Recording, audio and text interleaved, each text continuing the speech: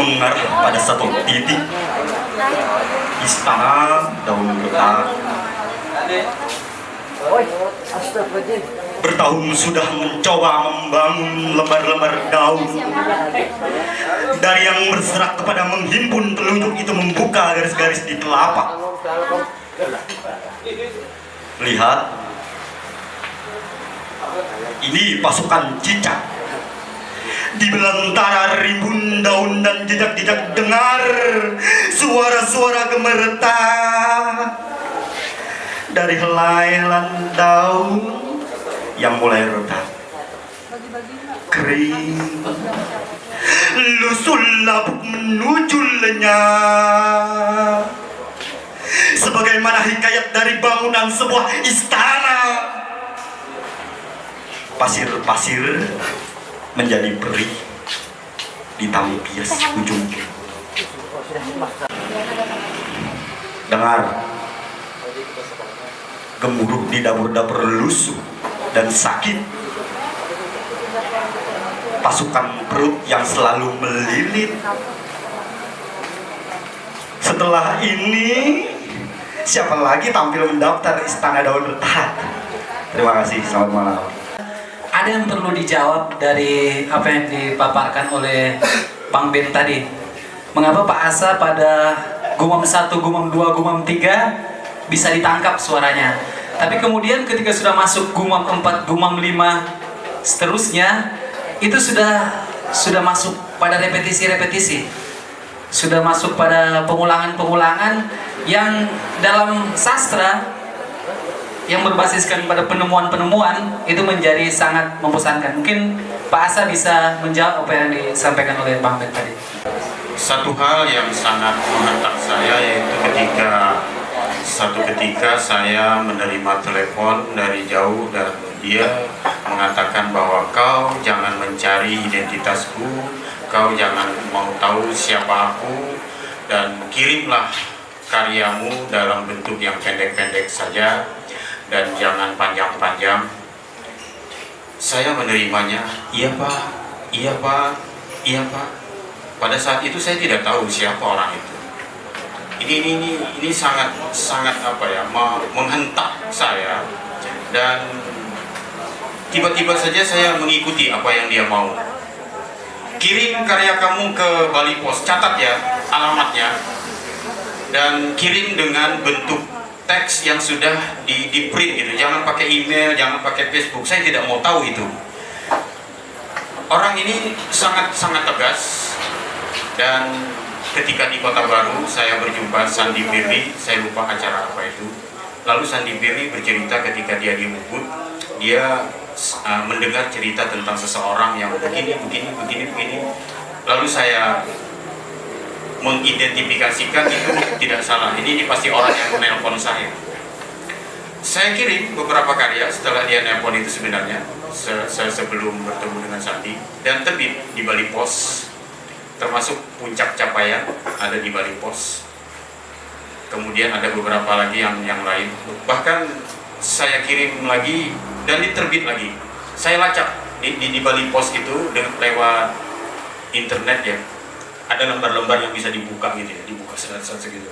Nah kemudian saya menduga orang ini ketika menerima Istana Daun Retak, jadi buku gumam ketiga Istana Daun Retak, lalu dia menelpon karena memang pada saat itu Bungkam Mata Gergaji belum terbit.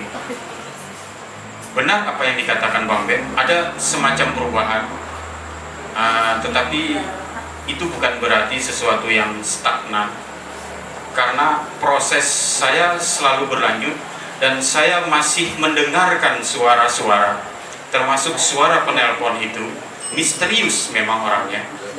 Kemudian saya juga mendengarkan suara yang sebelumnya, yaitu ketika saya mendesak almarhum rekan saya dan seperjuangan saya yang pernah dibenci oleh kilang sastra Batu Karaha, tetapi kebencian itu menjadi pendorong almarhum Ripani Jamhari.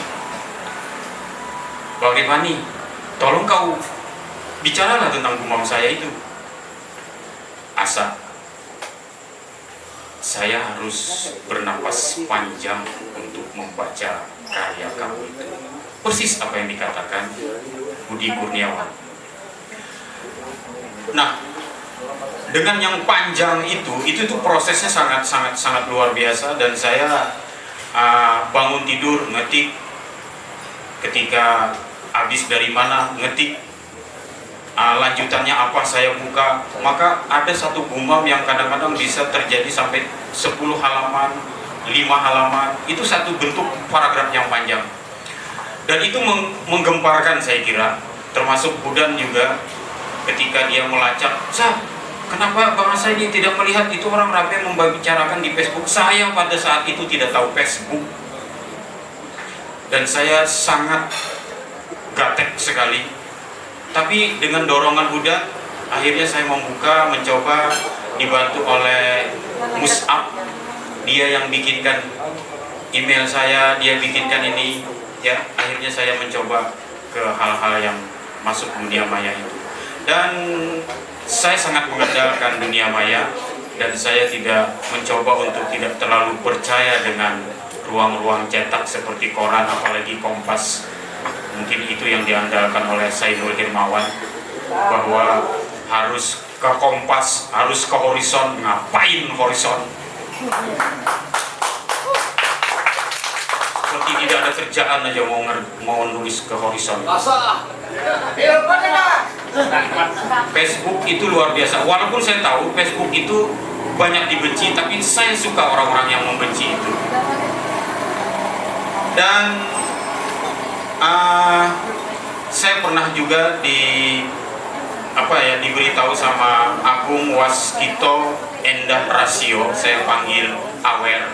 Dulu pernah dia menyutradarai Lautan Jilbabnya M.H. Aiman Najib di Makassar, dan sekarang dia bertugas di salah satu stasiun televisi yang kalau tidak salah dia dulu membuat skenario Tendangan Halilintar, itu pernah ditayangkan.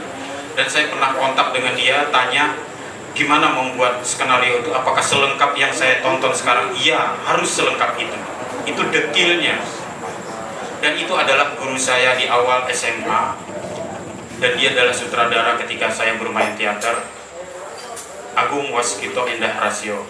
Lalu saya tanya, Bang, bagaimana tentang Horizon? Siapa yang mau baca Horizon, katanya. Sedangkan kita di sini mengagung-agungkan Horizon. Itu apa Horizon? Tapi terus terang, pada saat SMA saya sangat pembaca Horizon, terutama ketika tulisan MH di situ masih ada Ikra Negara, masih ada Sutarji Kalsumbari. Tetapi ketika ditangani oleh Jamal D. Rahman, kemudian Agus R. Sarjono, termasuk juga siapa lagi satunya nih? Bukan, yang pembaca cerpen juga nih. Lupa saya. Joni Aryadinata. Maka Horizon bagi saya no way. Kompas no.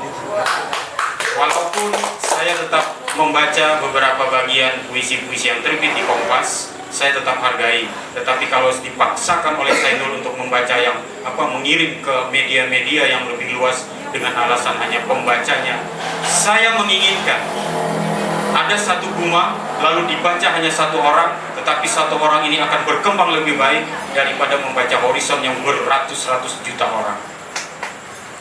Itu perlawanan saya terhadap Sainul Hermawan. Nah, apa yang dikatakan Bang Ben itu ternyata terungkap.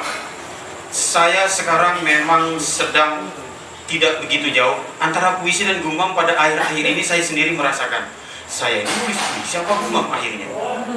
Tapi saya punya keyakinan pada suatu waktu nanti saya akan harus memisahkan itu antara gumam dan puisi. Saya ketika menulis puisi begitu seriusnya, mengubah kata, mengganti ini, menyusun formatnya. Tetapi ketika membuat gumam begitu liarnya saya.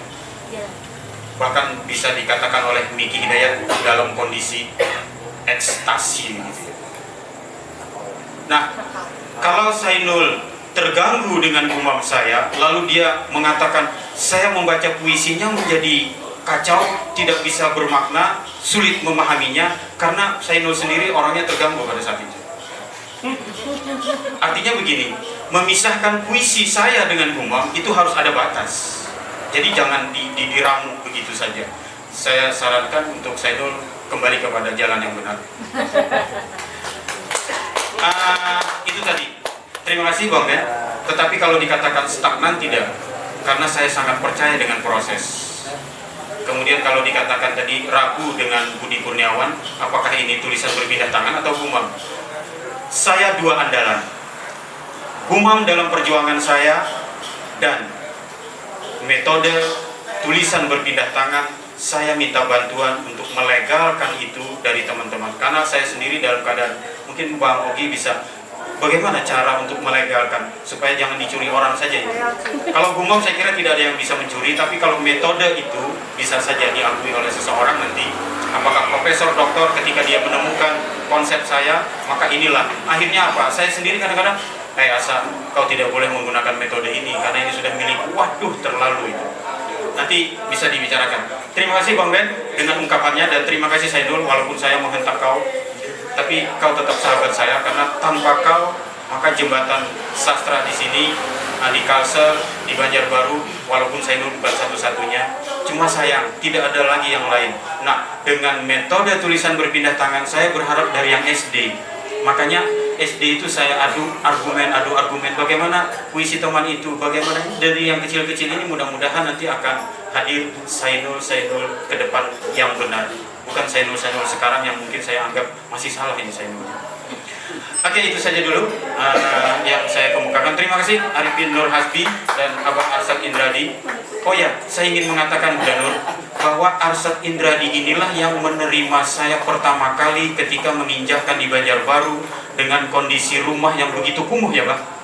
Itu di tubuh PDI yang bundar itu, yang di Tahu Sumedang itu, yang setiap hari itu ada lewat orang mengantar orang tidur itu berapa kali itu di depan rumah saya lewatnya itu. Waktu itu kos saya di situ, menyewa kosnya.